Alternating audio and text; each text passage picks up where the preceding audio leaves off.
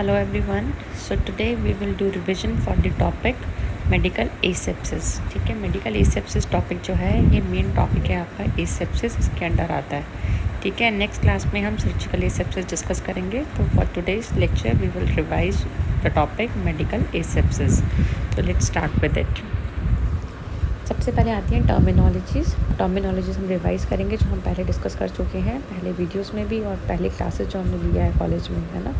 तो ये टॉपिक हम फिर टर्मिनोलॉजीज़ आज रिवाइज़ करेंगे इसमें. First of all comes acquired immunity. So acquired immunity is the immunity that the host receives natural or artificial antibodies produced by another source. ठीक है, तो acquired immunity क्या होती है, जो कि होस्ट बॉडी को मिलती है थ्रू लाइक नेचुरल एंटीबॉडीज़ और आर्टिफिशियल एंटीबॉडीज़. और वो आर्टिफिशियल या नेचुरल एंटीबॉडीज़ बनती कैसे हैं, by some another source. That another source can be like mother's milk, ठीक है, या फिर एनी इन्फेक्शन जैसे कि चिकन पॉक्स होता है. ठीक है, तो चिकन पॉक्स अगर किसी को एक बार हो जाता है तो उसको लाइफ टाइम के लिए इम्यूनिटी मिल जाती है. ठीक है, so that is the example of acquired immunity. Then next comes active immunity. ठीक है, एक्टिव इम्यूनिटी क्या होता है, host produces antibodies in response to natural और आर्टिफिशियल एंटीजेंस. ठीक है, कि जो होस्ट बॉडी होती है वो एंटीबॉडीज़ अपनी बॉडी में फॉर्म करती है, बनाती है. ठीक है, with the help of natural antigens. Natural antigen कहाँ से आएंगे, जैसे किसी इन्फेक्शन से, जैसे आपको चिकन पॉक्स का एग्जांपल दिया. ठीक है, या फिर आर्टिफिशियल एंटीजन से.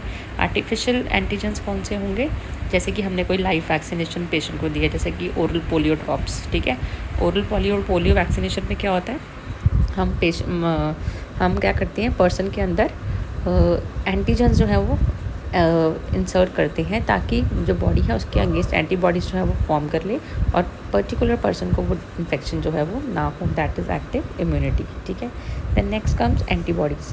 एंटीबॉडीज़ क्या होती हैं, एक तरह की इम्यूनोग्लोबुलिन हम इनको बोलते हैं. ठीक है, इम्यूनोग्लोबुलिन होती हैं जो कि हमारी बॉडी की आप बोल सकते हो कि रक्षा करते हैं किसी तरह के इन्फेक्शन से होने के लिए, कि हमारी बॉडी में किसी तरह का इन्फेक्शन ना हो.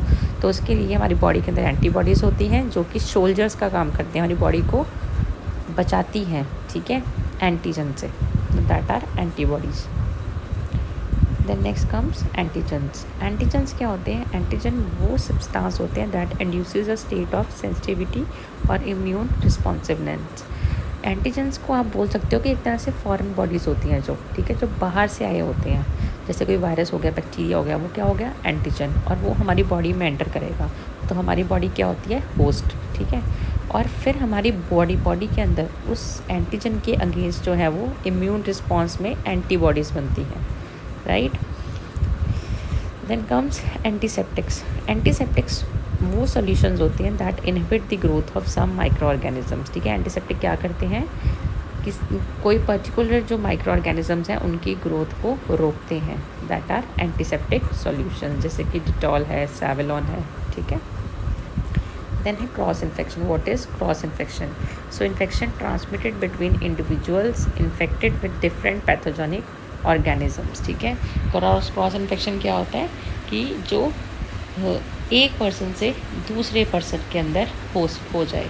ठीक है, so infection which is transmitted between individuals infected with different pathogenic organisms, so that is cross infection. अब जैसे अब हमने पेशेंट को केयर देनी है, ठीक है, तो पेशेंट को सपोज़ किसी तरह कोई इन्फेक्शन है तो हम सारे स्टैंडर्ड प्रिकॉशंस जो है वो फॉलो करते हैं. क्यों करते हैं, हम ग्लविंग और मास्क क्यों पहनते हैं, हम पीपीई वगैरह का हम यूज़ क्यों करते हैं, ताकि हम क्रॉस इन्फेक्शन को प्रिवेंट कर सकें. ठीक है, सो नेक्स्ट है कैरियर. कैरियर कौन होता है, a person who harbours the pathogenic organism of a disease in his body without showing sign and symptoms of a disease. जैसे कैरियर किसे बोलते हैं हम, वो पर्सन होगा जो कि एक पैथोजेनिक ऑर्गेनिज्म को अपने अंदर लेके घूम रहा है. ठीक है, लेकिन उसकी बॉडी के अंदर उसके रिलेटेड कोई भी साइन एंड सिम्टम नहीं आ रही. अब जैसे कि आपने अभी कोविड-19 चल रहा है. ठीक है, कोविड-19 आउटब्रेक में क्या देखा गया है कि कुछ लोगों के अंदर कोरोना वायरस जो होता है वो प्रेजेंट होता है, बट उन पेशेंट्स के अंदर कोई भी सिम्टम जो है वो प्रेजेंट नहीं होता. तो दैट डज नॉट मीन कि वो पर्टिकुलर पर्सन वो अपना इन्फेक्शन किसी और को नहीं दे सकता. ठीक है, वो सिर्फ ये है कि उसके अंदर सिम्टम प्रेजेंट नहीं है. तो सिम्टम प्रेजेंट नहीं है, लेकिन वो फिर भी जो उसकी बॉडी के अंदर वायरस एंटर कर चुका है तो वो अगर किसी हेल्दी पर्सन के कॉन्टैक्ट में आएगा तो वायरस उस हेल्दी पर्सन की बॉडी में भी जा सकता है। तो इस केस में वो पर्सन, इन्फेक्टेड पर्सन को हम क्या बोलेंगे? Carrier. Then next comes droplet infection.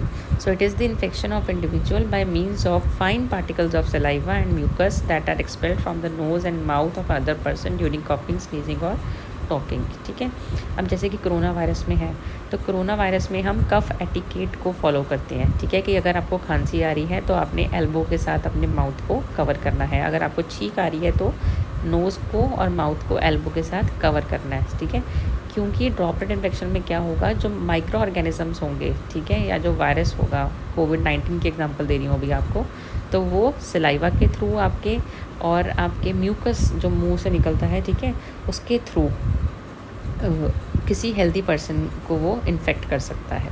That is droplet infection. Then next comes fomites. Objects which have been in contact with the contagious disease are capable of transmitting the disease. तो जैसे अब हम बोलते हैं कि अभी कोविड-19 है, ठीक है, तो अगर आप बाहर से कोई भी चीज़ लेके आ रहे हैं या इवन आप बाहर से आ रहे हैं, तो इवन अपने फ़ोन तक को अपने सैनिटाइज़ करना है। क्योंकि अगर आपके कोई भी ऑब्जेक्ट आपके हाथ में है, अगर उसके अंदर माइक्रो ऑर्गेनिज्म जो है वो प्रेजेंट है और आपने उस ऑब्जेक्ट को हाथ लगा लिया, तो वो हाथ के थ्रू, ठीक है, आपके माउथ तक जा सकता है, क्योंकि अपने हैंड्स को टच करते हो बार बार फेस के साथ। ठीक है, तो फोमाइट्स की एग्जांपल आ जाती है ये। ठीक है, कि वो ऑब्जेक्ट जो कि किसी कंटेजियस डिसीज़ के कांटेक्ट में आए हैं, तो देयर आर चांसेस कि वो ऑब्जेक्ट अगर एक हेल्दी पर्सन यूज़ करेगा तो उसको भी वो इन्फेक्शन हो जाएगा। देन नेक्स्ट आता है medical asepsis. So medical asepsis is all practices that are intended to confine, limit the growth and transmission of microorganisms. ठीक है, मेडिकल एसेप्सिस का दूसरा नाम हम क्या देते हैं? Clean technique. तो मेडिकल एसेप्सिस के अंदर वो सारी प्रैक्टिसेस आती हैं, वो सारी चीज़ें आएंगी जिससे कि हम माइक्रो ऑर्गेनिज्म की ग्रोथ को लिमिट करेंगे, ठीक है, और उसके ट्रांसमिशन को हम लिमिट करेंगे, right. And that practices are also called as clean technique. Then next comes asepsis. So asepsis का मतलब क्या होता है? Freedom from disease causing micro organism, मतलब कि फ्रीडम फ्रॉम पैथोजेंस। पैथोजेंस क्या होते हैं? जो कि डिसीज़ कॉज करते हैं, वो वाले micro organism. So freedom from such organism is called as asepsis. Then next comes soiled and contaminated. हमने कई बार पढ़ा है लेक्चर्स में, है ना, सॉइल्ड है लिनन या कंटामिनेटेड है ये ऑब्जेक्ट। ठीक है, तो उसका मतलब क्या होता है? It means likely to contain micro organism which may be capable of producing disease. Soiled और कंटामिनेट का मतलब होता है कि वो पर्टिकुलर ऑब्जेक्ट जो है, वो पर्टिकुलर चीज़ जो है, it is having micro organisms on the surface, ठीक है, जिससे कि वो डिसीज़ जो है वो ट्रांसमिट कर सकता है।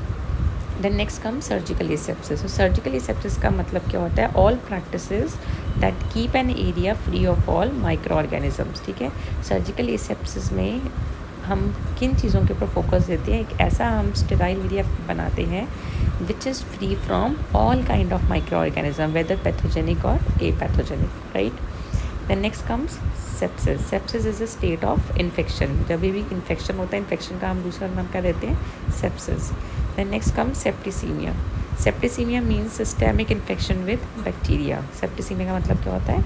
Infection with bacteria.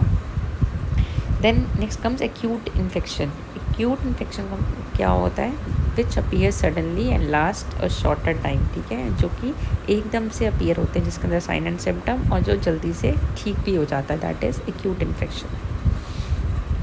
Then next comes disinfectants. तो disinfectants क्या होते हैं? These are the agent that destroys the pathogens other than the spores. तो disinfectant क्या करेंगे? सिर्फ pathogens को ख़त्म करेगा, लेकिन उनके spores को ख़त्म नहीं करेगा। Then next comes infection. Infection का मतलब क्या होता है? It is the invasion of body tissues by microorganisms and proliferation over there. Infection हम किसे बोलते हैं? जब किसी बॉडी टिश्यू के अंदर, बॉडी के अंदर कोई माइक्रो ऑर्गेनिज्म जो है वो एंटर करता है, और एंटर करने के बाद वहाँ पे वो प्रोलिफरेट करता है। प्रोलिफरेट का मतलब क्या है? एबनॉर्मली ग्रो करता है वहाँ पे, या मल्टीप्लाई होता है वहाँ पे, तो उसे हम क्या बोलते हैं? Proliferation. Then next comes disease. So disease का मतलब क्या होता है? When there is like alteration, ठीक है। In the normal tissue function, जब बॉडी के फंक्शन के अंदर, नॉर्मल फंक्शन के अंदर किसी तरह का कोई बदलाव आता है तब हम उसे क्या बोलते हैं कि डिसीज़ है। देन नेक्स्ट है विरुलेंस, ठीक है। विरुलेंस का मतलब होता है कि कोई भी माइक्रो ऑर्गेनिज्म, ठीक है, कितनी कैपेसिटी रखता है डिसीज़ को प्रोड्यूस करने में, डिसीज़ पैदा करने में या डिसीज़ को कॉज करने में। कोई माइक्रो ऑर्गेनिज्म कितनी कैपेसिटी रखता है, कितनी क्षमता रखता है, उसे हम क्या बोलते हैं, उसकी विरुलेंस। देन नेक्स्ट है communicable disease. So communicable disease is one that can be transmitted to an individual by direct और इनडायरेक्ट कॉन्टैक्ट, ठीक है। तो कम्युनिकेबल डिसीज़ क्या होगा, वो होगा जिससे कि इन्फेक्शन जो है वो एक पर्सन से दूसरे पर्सन में ट्रांसमिट हो सकता है, इधर बाय डायरेक्ट कॉन्टैक्ट और बाय इनडायरेक्ट कॉन्टैक्ट। और डायरेक्ट और इनडायरेक्ट कॉन्टैक्ट आपको मैंने पिछली वीडियो में बताया था, है ना, डिटेल में। सो अगर आपको कन्फ्यूजन है तो आप एक बार फिर से उसे देख सकती हैं। Then next is fumigation. Fumigation का मतलब क्या होता है, it is a process of disinfection by exposure to the fumes of a vaporised germicide, ठीक है। फ्यूमिगेशन में क्या करते हैं हम जर्मिसाइड रख लेते हैं। जर्मिसाइड मतलब जो कि जर्म्स को किल करता है, ठीक है। और उसको हम एक प्रॉपर टेम्परेचर पे हीट करते हैं और हीट करने से उसके फ्यूम्स बनते हैं और फ्यूम्स की वजह से वो जो एनवायरनमेंट के अंदर, उस पर्टिकुलर एरिया के अंदर जो माइक्रो ऑर्गेनिज्म होते हैं वो ख़त्म हो जाते हैं। देन एक्यूट इन्फेक्शन पहले पढ़ा था हमने। नेक्स्ट है क्रोनिक इन्फेक्शन। सो क्रोनिक इन्फेक्शन में क्या होगा, जो साइन एंड सिम्टम होते हैं वो स्लोली आते हैं, ठीक है, और वो ये लंबे समय के लिए रहते हैं। क्रोनिक इन्फेक्शन जो होता है वो लंबे समय के लिए रहेगा। Then next comes nosocomial infection. Nosocomial infection जो होता है, ठीक है, that is the infection develop during a client stay in the facility. मतलब जो कि पेशेंट को हॉस्पिटल में रहने की वजह से हुआ है, ठीक है, या फिर हॉस्पिटल से एकदम से डिस्चार्ज होने के कुछ दिन बाद उसके अंदर अपीयर हुआ है कोई इन्फेक्शन, तो उसे हम क्या बोलते हैं, नोज़ोकोमियल इन्फेक्शन। और इसका दूसरा नाम क्या होता है, हॉस्पिटल एक्वायर्ड इन्फेक्शन, मतलब कि जो कि उसे हॉस्पिटल में रहने की वजह से हुआ हो, that is nosocomial infection. Then portal of entry. Portal of entry का मतलब क्या है कि माइक्रो ऑर्गेनिज्म जो है वो बॉडी के अंदर, होस्ट की बॉडी में एंटर कैसे करता है, उसे क्या बोलते हैं हम, पोर्टल ऑफ एंट्री। देन बैक्टीरियोस्टैट। बैक्टीरियोस्टैट वो एजेंट्स होते हैं जो कि बैक्टीरिया की ग्रोथ को इनहिबिट करते हैं। इनहिबिट का मतलब क्या होता है, रोकते हैं। जबकि बैक्टीरियोसाइड क्या होता है, बैक्टीरियोसाइड का मतलब होता है जो माइक्रो ऑर्गेनिजम्स को किल करता हो, वो जो किल करता हो माइक्रो ऑर्गेनिज्म को बैक्टीरियोसाइड होता है, और जो उसकी ग्रोथ को इनहिबिट करता हो वो बैक्टीरियोस्टैट होता है, ठीक है। फ्यूमिगेशन अभी हमने कर लिया, ठीक है।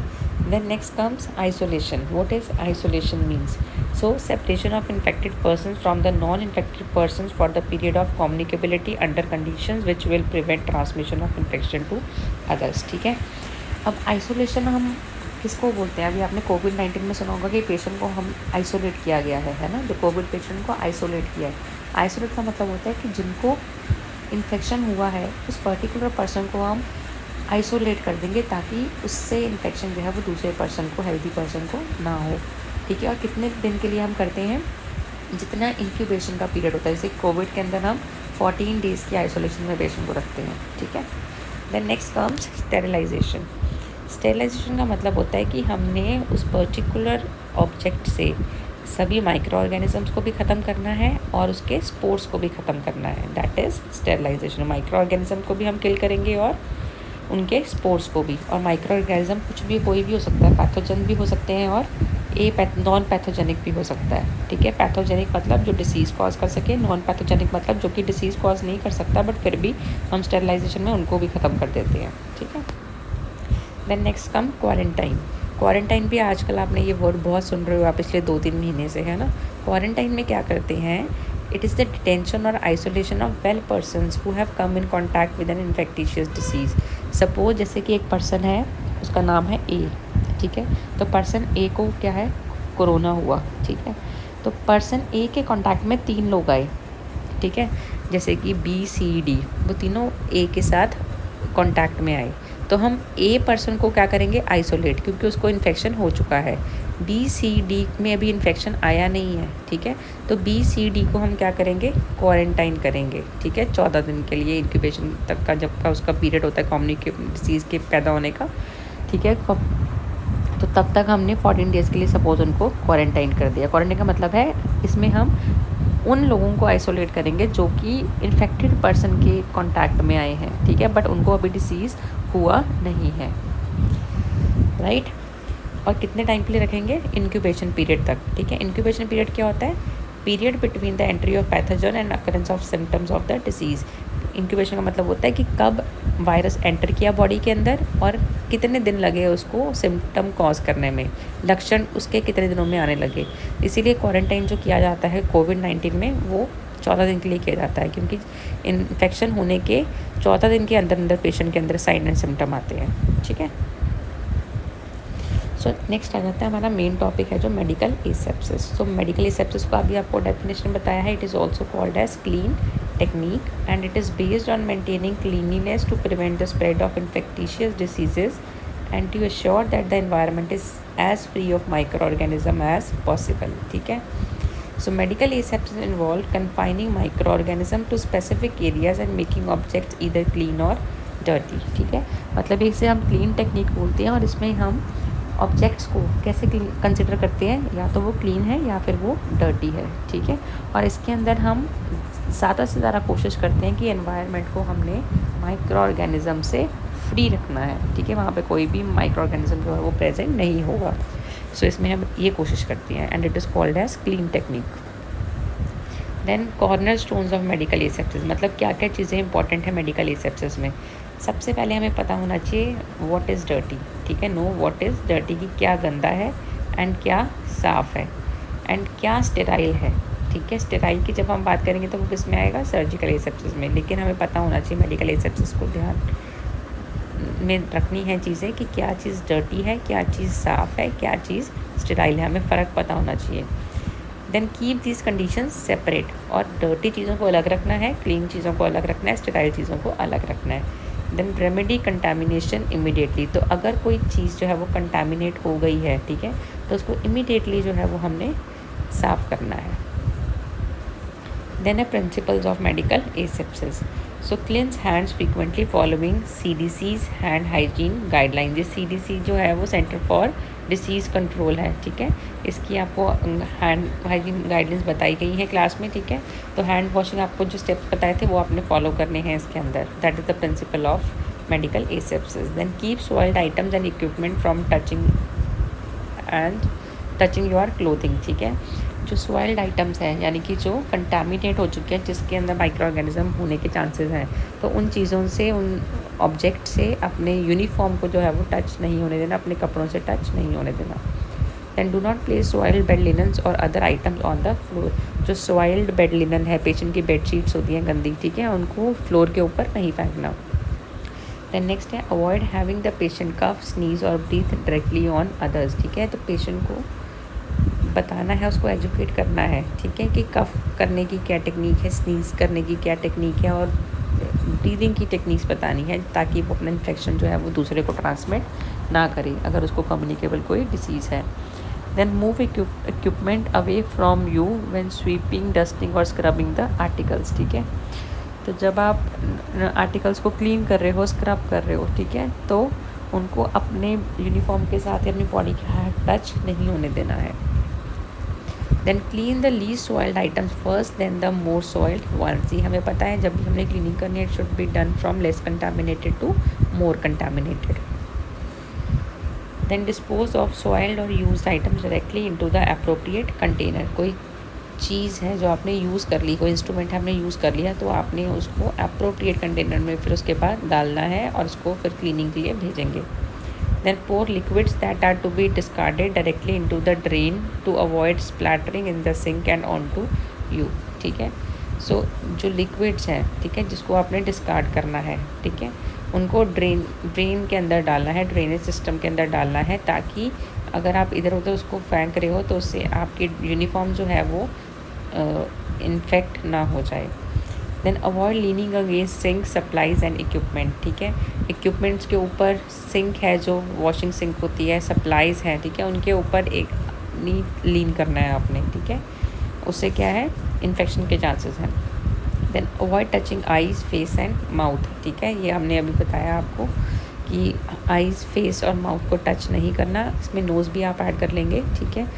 क्यों? क्योंकि अगर आप ऐसा करते हो तो देयर आर चांसेस कि जो माइक्रो ऑर्गेनिज्म होगा it can enter the host body, तो ये पोर्टल ऑफ एंट्री बन सकते हैं। Then use practices of personal grooming that help prevent spreading the micro organisms, ठीक है। जैसे कि आपके जो नेल्स हैं वो कट शॉर्ट होने चाहिए, हेयर जो है वो आपके टाई होने चाहिए अच्छे से, ठीक है। तो पर्सनल ग्रूमिंग एक्टिविटीज़ आपने फॉलो करनी है जिससे कि माइक्रो ऑर्गेनिज्म स्प्रेड ना हो सके इधर से उधर। Then follow facilities guidelines for isolation and barrier technique, जिस पर्टिकुलर हॉस्पिटल में आप वर्क कर रहे हो या क्लिनिकल ट्रेनिंग कर रहे हो, ठीक है, तो वहाँ की आपने गाइडलाइंस जो है वो फॉलो करनी है for isolation and barrier techniques. Then all body fluids from any patient is considered contaminated, ठीक है। किसी भी पेशेंट से किसी भी तरह का बॉडी फ्लूइड आ रहा है, चाहे डिस्चार्ज आ रहा है, पस है, ठीक है, या यूरिन है पेशेंट का, ठीक है, तो that is considered to be contaminated. The health care team and environment can be a source of contamination for the patient, ठीक है। और कई बार क्या होता है, जो हेल्थ केयर टीम है और जो इन्वायरमेंट है हॉस्पिटल का, even it can be a source of contamination for the patient, ठीक है। तो आपने प्रॉपर प्रिकॉशंस के साथ पेशेंट को केयर देनी है, right. Then isolate the disease not the patient, ठीक है। पेशेंट को आइसोलेट नहीं करना है, डिसीज़ को आइसोलेट करना है आपने, ठीक है। This is very much important principal. Then medical aseptic practices are involved in all nursing activities because microorganisms are always present in the environment. तो nursing activities जितनी भी हैं वो सभी की सभी किसके अंदर आती हैं, मेडिकल एसेप्टिक प्रैक्टिसेस में, क्योंकि हमारे इन्वायरमेंट के अंदर माइक्रो ऑर्गेनिज्म जो है वो हमेशा प्रेजेंट होती हैं। तो हमने मेडिकल एसेप्सिस को जो है वो फॉलो करना है वाइल डूइंग एनी प्रोसीजर, ठीक है। कोई भी अगर नॉर्मल प्रोसीजर है तो आपने उसमें मेडिकल एसेप्सिस जो है वो ज़रूर फॉलो करना है।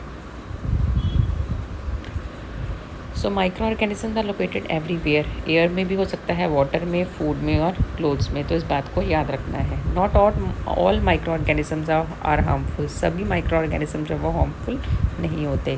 सम are use to make medication such as penicillin, कुछ माइक्रो ऑर्गेनिज्म जो है वो हमारी हेल्प भी करते हैं कुछ मेडिसिन बनाने में, जैसे कि पेंसिलिन का जो एंटीबायोटिक है पेंसिलिन, ठीक है, तो वो भी किससे बनती है, मेडिकेशन, उससे, बैक्टीरिया से।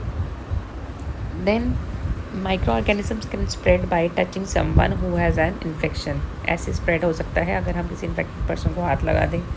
टचिंग द लिनन्स और अदर बिलोंगिंग्स, ठीक है, उसकी चीज़ों को हाथ लगाने से हो सकता है। स्नीजिंग और कफिंग से हो सकता है। हैंडलिंग और कंज्यूमिंग कंटामिनेटेड फूड, मेडिकेशंस और वाटर, ऐसे भी ट्रांसमिट हो सकते हैं। दैन नेक्स्ट है essential components of maintaining medical asepsis. क्या एसेंशियल कंपोनेंट्स है मेडिकल एसेप्सिस के, ठीक है। सबसे पहला है हैंड वॉशिंग, देन नेक्स्ट है मेडिकल हैंड वॉशिंग, इसमें आता है आपका। देन utilising gloves, gown, mask as indicated, ठीक है। ऐसा नहीं कि हर केस में आप गाउन ग्लव्स पहन के जा रहे हो, बट जहाँ पे इंडिकेटेड है वहाँ पे आपने ग्लव्स, गाउन और मास्क का यूज़ करना है। Then cleaning, disinfection of equipment, ठीक है, जो भी इक्विपमेंट यूज़ होंगे उसको अच्छे से क्लीन करना है, डिसइंफेक्ट करना है with the help of disinfectant. Then handling linen in way that prevent germs from spreading, ये आपको टॉपिक क्लास में करवाया गया है, हैंडलिंग ऑफ सॉइल लिनन, ठीक है। तो जो लिनन है जो कि सॉइल्ड है, कंटामिनेटेड है, उनको कैसे हैंडल करना है वो आपको पता होना चाहिए। That is the essential component of maintaining medical asepsis. So this was all about medical asepsis. Hope ये रिविजन सेशन जो है आपको समझ आ गया है, ठीक है। Still if you are having any doubts please feel free to ask questions. Thank you so much.